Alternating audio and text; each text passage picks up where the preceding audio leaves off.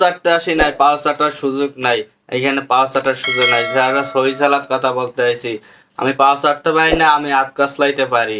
তো কথা হয়েছে প্রাক্তনকে ক্ষমা করো না, বন্ধ করে গুলি ডান।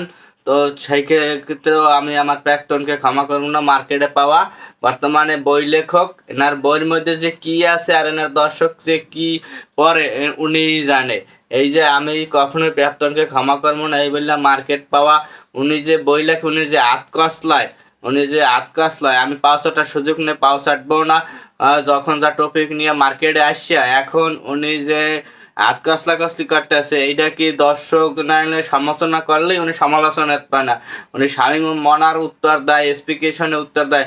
না ভুল কি করছে, আপনি যেটা করছেন বাস্তব কথা সেইটাই তো তুলে ধরছে। তো ওনার মোটেও উনি নিজের দোষ স্বীকার করবে না, উনি উল্টা রিভেঞ্জ ভিডিও তৈরি করে।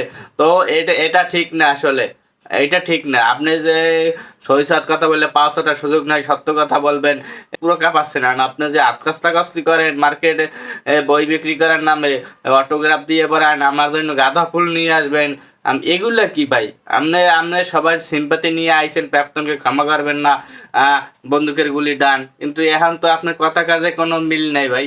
এটা কোনো কথা? আর আপনি কি যে রিভেঞ্জ নিতে পারতেছেন না, এগুলো তো ঠিক না। আমার চ্যাটার বাল।